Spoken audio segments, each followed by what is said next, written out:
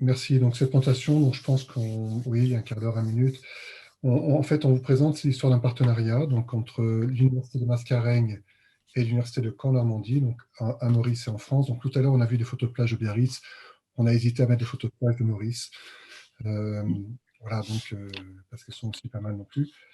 Alors, c'est l'histoire d'un partenariat donc où en fait, comment dire, dans un contexte, dans un projet recherche et formation, hein, donc, on a été sollicité par l'Université des Mascareignes et Krishna Sorti en parlera, pour monter un partenariat qui soutienne l'évolution des pratiques pédagogiques et des enseignants à l'Université des Mascareignes, pour les déplacer de pratiques plutôt très conservatrices dans les manières d'enseigner aux étudiants, et on va voir pourquoi après, vers des approches plus, comment dire, plus interactives, plus pédagogie active, plus collaborative.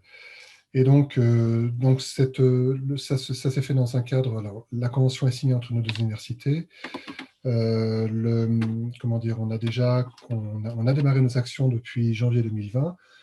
Le confinement s'est invité, donc en fait, on a été ralenti dans la mobilité par avion entre Maurice et France, mais on a continué partiellement à distance. On attend de pouvoir se redéplacer pour continuer à reprendre les échanges. Et donc, de la part de Caen, c'est un soutien qu'on apporte d'un point de vue à la fois scientifique et académique, au sens pédagogique du terme, et aussi technique par le CEMU, donc le Centre d'éducation multimédia universitaire de l'Université de Caen-Normandie. Donc, il y a les deux apports. Voilà. Donc, excusez-moi, c'est à moi de bouger les diapos. Donc, alors, la présentation va s'articuler en 3 grands volets. Donc, le contexte à l'île Maurice que Krishna va prendre en main. Je vais présenter plus avant le partenariat et sur quoi repose le partenariat donc, du point de vue de Caen-Normandie. Krishna reprendra donc, sur un retour d'enquête à partir du DU-INES. Alors, le DU-INES, je ne vais pas garder cet acronyme secret. DU, c'est diplôme d'université. C'est en France des diplômes habilités en local. Ce ne sont pas des diplômes qui rentrent dans le système LMD, licence, master, doctorat. Et donc, c'est habilité au niveau local. Et donc, ça, c'est un diplôme de l'Université de Caen-Normandie qui a été habilité il y a maintenant 2 ans, puisque ça fait déjà 1 an, oui.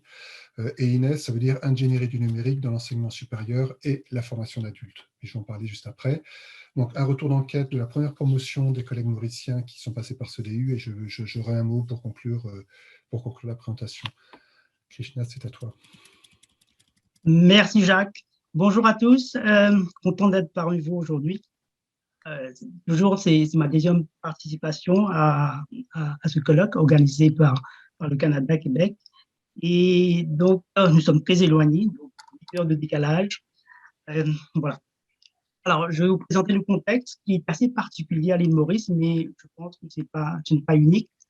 Comprenez que les pratiques pédagogiques à l'île Maurice sont très ancrées dans un présentiel assez fort, avec une approche très transmissive de la connaissance, donc soutenue par la compétition entre les apprenants, mais également entre enseignants, qui suivent le même système je dirais, pour des raisons similaires.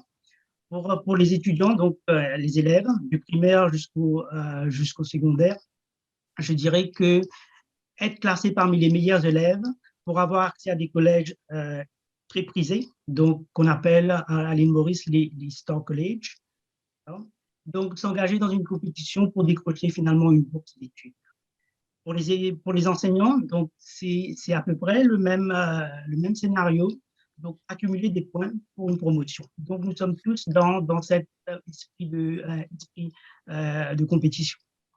Les termes utilisés, comme vous voyez dans ce diapo, donc dans les retours d'enquête, font état d'un système hyper concurrentiel, hautement sélectif, d'une compétition à outrance, féroce entre apprenants, d'un système très élitiste, oppressif, donc dépassé finalement, mais cependant qui encourage l'élève à devenir paresseux. Voilà. Le ministre de l'Éducation disait dernièrement, donc décrivait nos apprenants comme des véritables machines à apprendre par cœur, donc mémorisation, Donc, bachotage, c'est bien les termes utilisés par différents chercheurs à l'île Maurice. Donc, le travail reste avant tout un travail très individuel. Quant aux enseignants, donc, ils sont également qualifiés d'experts, d'élite, privilégient notamment les leçons particulières. Véritable industrie à l'île Maurice, où les rémunérations vont jusqu'à atteindre 25 000 euros mensuellement. Donc, voilà, c'est une industrie très lucrative. Et donc, il faut comprendre que les chercheurs enseignants pédagogues ainsi que les décideurs politiques s'accordent à dire que ce qui est valorisé à l'île Maurice, c'est bien la connaissance théorique, que l'éducation à l'île Maurice se limite à assurer la réussite scolaire, et cela dès le primaire. Et bien évidemment, a pour conséquence au niveau de l'enseignement supérieur de se retrouver avec des étudiants fortement dépendants, donc habitués à ce qu'on appelle donc à cette pédagogie du spoon feeding, donc être nourri, donc où tout est donné donc à l'étudiant, il n'a qu'à apprendre par cœur, mémoriser et donc recracher, si vous voulez. Donc, et cette manque de capacité réflexive et d'esprit critique.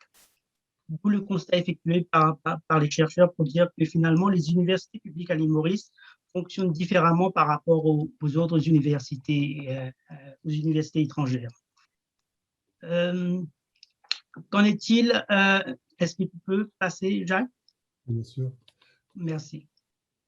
Qu'en est-il de l'intégration du numérique? S'il est vrai que les universités publiques se sont adaptées au changement, incluant dorénavant le numérique, les TIC, les TIC, donc leur introduction dans l'enseignement supérieur, ont été vues, sont toujours vues d'ailleurs, comme avant tout, je dirais, des supports numériques. Voilà, et non des outils de conscience pour justement faire évoluer nos pratiques. Donc, nous avons une conception assez erronée du e-learning à l'île Maurice.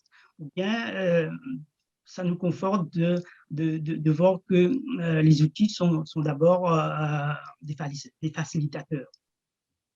Tu peux passer, Jacques? Et on se rend compte que peu d'enseignants finalement s'engagent dans de nouvelles approches pédagogiques avec les nouvelles technologies. Et la COVID-19, avec le confinement, est justement venue renforcer l'utilisation du numérique avec, je dirais, cette logique de diffusion du savoir et non pas service au savoir. Je vais maintenant laisser la parole à Jacques pour continuer la suite. Oui, merci. Donc, j'en viens là. Donc, on aurait peut-être pu rajouter une diapo sur le plan de formation, mais ce n'est pas grave, je vais le faire a cappella. Donc, effectivement, donc, c'est la commande un petit peu de l'UDM d'avoir fait ce constat qu'à Maurice, donc, il y avait un système qui reposait beaucoup sur le spoon feeding, c'est-à-dire les élèves sont toute leur scolarité habitués à manger à la cuillère, en quelque sorte, et être gavés de contenu sans avoir forcément à les traiter d'un point de vue plus cognitif. Alors, c'est un constat, alors il y a à la fois une littérature dessus, puis à la fois, ça ne fait pas partie des choses réellement explicites, parce que, comme le disait Krishna, il y a un marché de l'échec scolaire, c'est-à-dire que les enseignants, pas tous, mais ceux qui font les cours du soir, sont mieux rémunérés par les cours du soir, par le soutien scolaire, que par la fonction d'enseignant.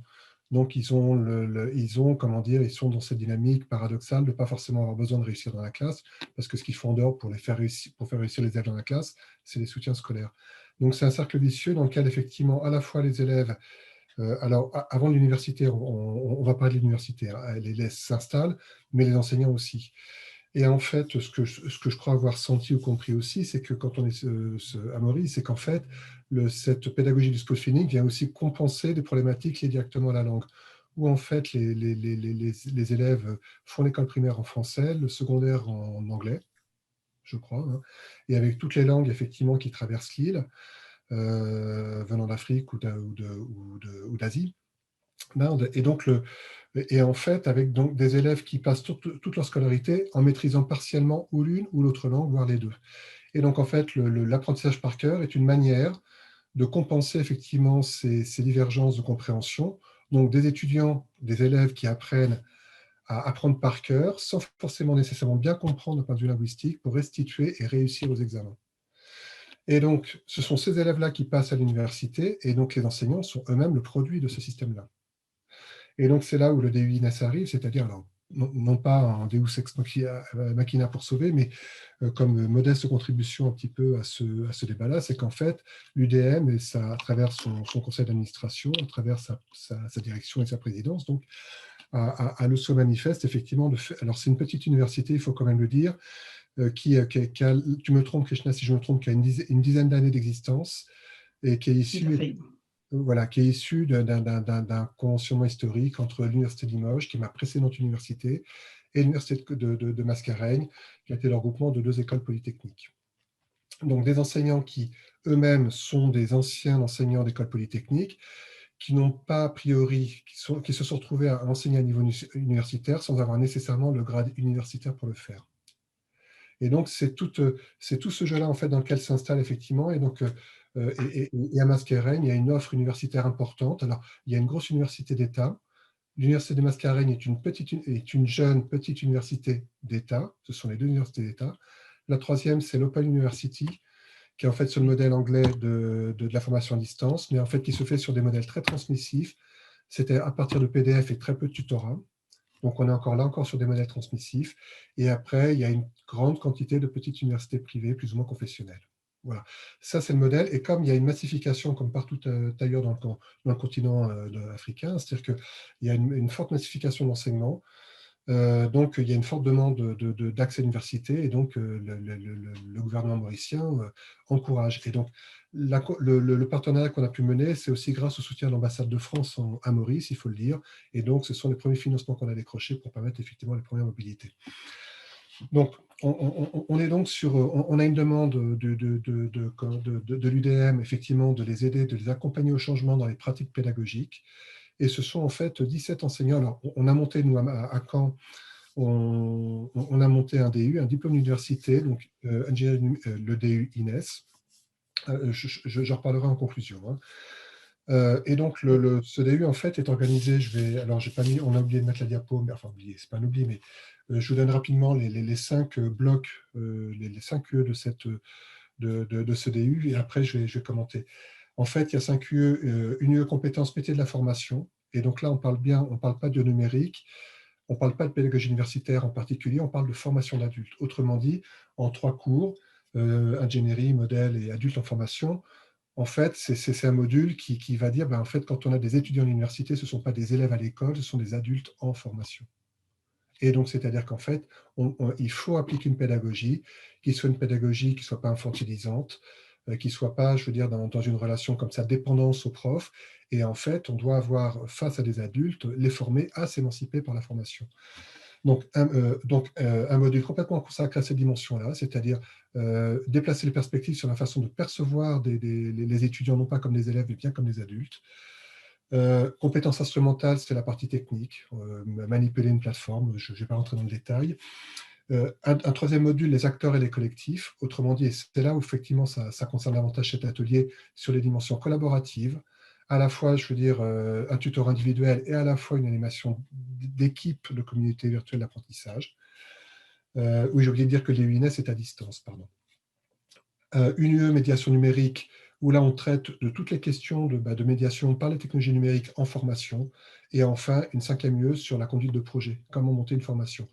Et donc le fil rouge, alors le fil rouge de cette formation, alors les UE, vous trouvez facilement la maquette si vous mettez DU INES Caen Normandie, vous tombez sur la page de présentation du DU.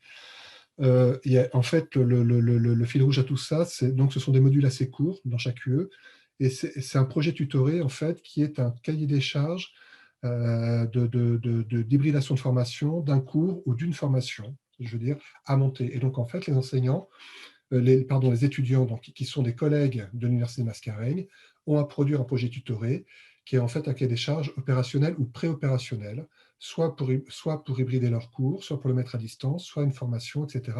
Et ils peuvent le faire soit individuel, soit en collectif. On a laissé le choix. Et donc, et c'est en fait là-dessus, et en fait, le projet tutoré doit pouvoir se nourrir de l'ensemble des compétences travaillées à l'intérieur des UE, à l'intérieur des modules. Alors, excusez-moi, je passe le diapo. Et comme je suis à la maison, donc on a des chats, bien sûr, mais j'ai aussi des travaux dans l'immeuble, donc j'espère que ça ira, qu'on ne sera pas gêné par le bruit. Donc, Et donc, alors, ce qu'il faut dire derrière, c'est que le DU lui-même est pensé sur des pratiques collaboratives en formation. On demande aux étudiants, donc dans le cas présent des enseignants de l'Université des Mascareignes, de travailler par groupe de 2, 3 ou 4. Autrement dit, de s'agréger par groupe et de travailler en collaboratif. Et ce qui était intéressant, c'est qu'en fait, j'ai eu, juste avant qu'on se confine au Canada, à Québec, en France, etc., j'ai pu faire un aller-retour sur une semaine à Maurice, en fait, sur un séminaire. En fait, les partages d'expériences des collègues enseignants qui faisaient l'EU, c'est de dire, ben, en fait, bah oui, on a collaboré. Puis en fait, quand on rentre dans le détail de ce qu'ils racontent, ils n'ont pas tout à fait collaboré. Ils se mettent en groupe, il y en a un qui décide, les autres se taisent. Et parfois sur des effets un peu genrés, c'est-à-dire que les hommes vont parler plus que les femmes, et donc qui en séminaire n'hésitent pas à le dire entre eux. En fait, nous, on sait tout, on a suivi. Et donc, en fait, c'était aussi une manière de discuter de manière assez avancée. D'abord sur la parité de parole dans les groupes, hommes-femmes, d'une part, ça a été un petit peu dit comme ça quand même, et aussi sur le sens même que doit prendre le sens du travail collaboratif. Autrement dit, se former au travail collaboratif par une formation collaborative. Se former aux usages des technologies numériques au service du travail collaboratif dans une formation qui mobilise les technologies numériques et le travail collaboratif. Et c'était l'idée. Et en fait, on a eu dans cette première promotion DU 17 étudiants, donc sur la quarantaine d'enseignants de l'UDM, tu me dis si je me trompe, ce qui représente 40-50, ce qui représente, je veux dire, un taux important de l'équipe enseignante. Donc, c'est dire l'accueil, et donc on va ouvrir une deuxième promo cette année à l'automne 2021. Le confinement a perturbé un peu nos calendriers, notre organisation, donc on a pris 6 mois de retard sur la deuxième promotion. Mais ce n'est pas très grave, on fait tous un peu le gros dos et on attend que ça passe. Voilà. Et alors donc, j'en viens sur les diapotites ici. Donc en fait, il y a eu sur le premier cours que j'ai fait qui a débouché sur un séminaire, donc il y a eu le cours à distance, puis après une semaine de séminaire, dont une partie de semaine de séminaire sur place qui a été consacrée en partie au cours. En fait, il y a eu un retour d'enquête sur le cours lui-même, puisqu'on a discuté sur le tas collaboratif. Ah non, excuse-moi, Krishna, c'était diapo. Non, ça, c'est l'enquête qui a été faite avant. C'est-à-dire qu'en fait, ça, c'est le constat d'où on part. C'est en fait, on a demandé à ses collègues, est-ce que vous travaillez collectivement en collaboration ou pas? Et en fait, ce qui est assez, alors je ne sais pas si vous voyez bien les commentaires de la diapo, mais ce qui est assez édifiant, c'est qu'en fait, de manière tout à fait, en fait, assez nette, est-ce que vous vous impliquez dans un projet collaboratif? Parfois, pour la moitié, jamais pour un cinquième, et puis souvent pour un quart. Autrement dit, les projets collaboratifs mobilisent assez peu, on va le dire, et c'est sur les histogrammes de gauche, pratique de préparation, conception des cours. En fait, ils sont 43% à travailler seuls, 30% à travailler sur des ressources produites par ailleurs, et en fait, ne travaillent avec des collègues ou en communiquant ou avec des collègues pour 26% d'entre eux. C'est les tours bleus et jaunes. Autrement dit, il y a un quart des enseignants de l'UDM qui travaillent, qui préparent le cours de manière collaborative, qui travaillent de manière collaborative, et en fait, sinon les trois quarts travaillent tout seuls. En gros, et en fait, on part de ça à l'UDM. On part de ça, donc, et on espère qu'en 2-3 promos, puis avec réussir à faire venir davantage de l'équipe et à les former davantage à des pratiques. Et il y a déjà des effets, puisqu'en fait, ceux qui sont sortis de la première promotion sont déjà sur le terrain de la formation hybride, voire de modèles plus interactifs, des modèles pédagogiques plus interactifs. Je reprendrai la parole tout à l'heure. C'est à toi, Krishna. Oui. Je complète ce que tu viens de dire. Donc, l'enquête qui a été menée au début de la formation confirme justement les conséquences d'un système où on voit que même les enseignants ont été quelque part conditionnés à travailler de façon individuelle et en même temps à être en compétition avec leurs collègues. Lorsque nous regardons pardon, la diapo précédente, on voit qu'ils sont très peu à s'engager dans des projets avec leurs collègues. Parce que tout simplement, ils sont en compétition. Et il est important également de mentionner que suite à un problème technique, seulement 2 enseignants sur 17 avaient au début de la formation accès aux ressources. Donc, les autres n'avaient pas encore obtenu leur identifiant. Donc, il a fallu justement demander à ces 2 enseignants de partager leurs ressources afin que les autres puissent également commencer à travailler. Donc, vous voyez que même le partage est difficile. la collaboration est encore plus difficile. Donc, on se rend compte que finalement, durant les 2 premières activités du DUNES, un certain nombre d'enseignants, dans différents groupes d'ailleurs, ont fait mention de cette manque de collaboration dans le choix des ressources, dans l'analyse de ressources, ainsi que dans le travail final. Et parfois, on se rend compte que finalement, le travail de groupe se termine quelque part par un travail parfois individuel, donc, où un seul a fait donc la grande majorité du travail. Donc voilà. Et je vais passer la diapo suivante, Jacques, pour terminer. Donc, s'il est vrai que l'UDM a décidé de former l'ensemble de son personnel académique, elle a également fait acquisition, donc très récemment au mois de janvier, donc d'une plateforme d'enseignement Moodle. Et suite à cette plateforme, donc les diplômés du DUNES sont devenus des personnes ressources pour justement former les autres enseignants. Donc c'est vrai que la Covid a mis un frein à cela. Nous avons réussi jusqu'à présent à former seulement 22 enseignants sur 50 en fin de compte et 14 membres du personnel administratif.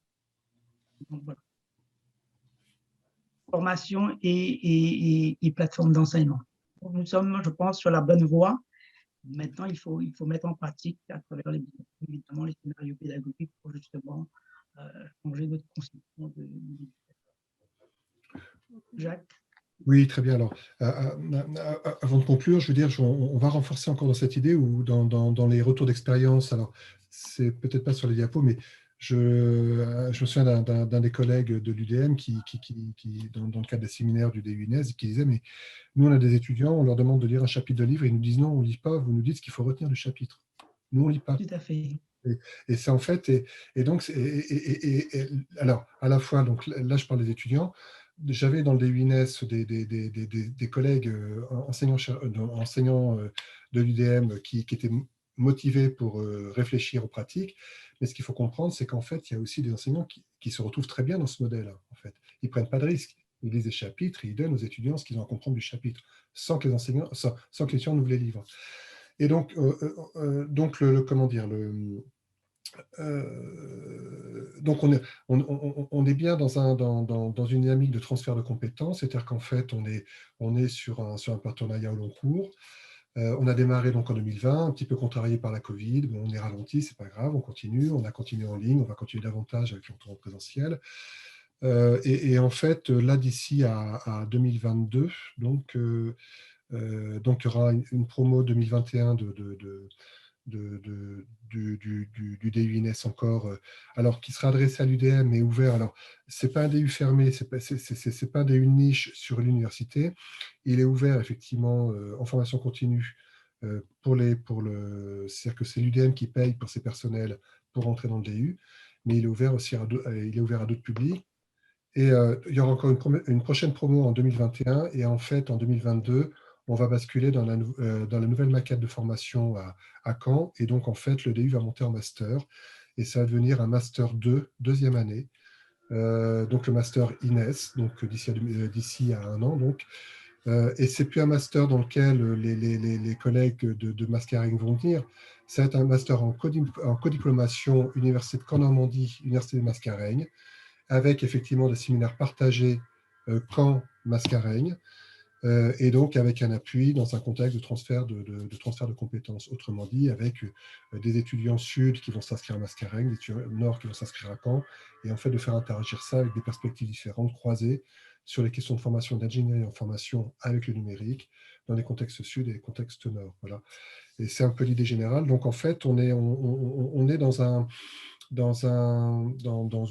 transfert de compétences avec en ligne de mire, effectivement, un fonctionnement à parité dans le master. Et donc, pour acter de cette montée en compétences de cette petite université à Maurice, sur des pratiques qu'on peut qualifier de rénovées dans un contexte que j'ai découvert il n'y a pas si longtemps que ça, qui sont assez stupéfiantes. Voilà, je crois qu'on a fini la présentation.